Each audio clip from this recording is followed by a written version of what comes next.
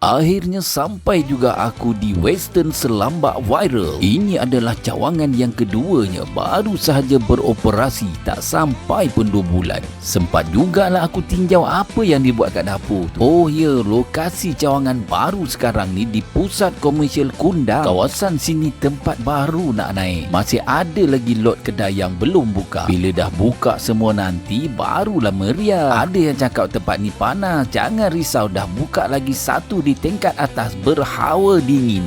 Baru best. Sekarang kita berada dekat Western Selambak, pusat komersial Kundang. Kita beroperasi start pada pukul 2 hingga sampai pukul 12 malam setiap hari, kecuali hari Selasa kita akan tutup. Ini set talam 8 pack.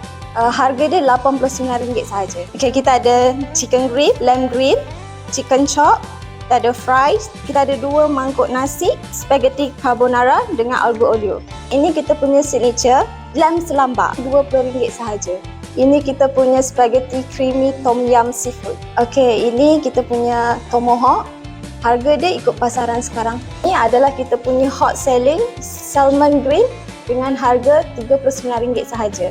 Ini pula kita punya menu baru lamb rib. Ini kita punya steak yang berharga RM89. Ini adalah menu baru kita, BBQ short rib with brown. Ini kita punya ice latte, kita punya hot selling strawberry matcha, chocolate black forest. Kami ada 2 cawangan.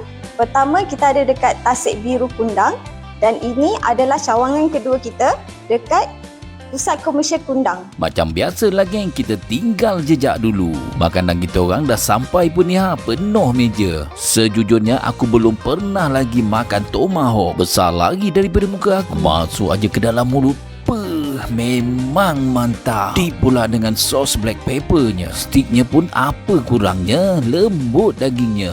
Boleh dikatakan malam ni asyik makan daging aje lah. Bukannya selalu kan. Berbaloi lah aku datang daripada Kajang Kerawang ni. Isi ikan salmon ni pun tak payahlah cakap, memang gebu. Kalau korang datang Kerawang ni, carilah Western Selambak Viral ni ya. Memang tak rugi kalau korang datang dekat sini. Puas hati punya lah. Kebetulan malam ni panas, kena pula dengan air yang mantap ni.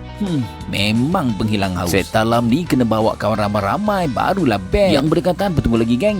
Boleh terus.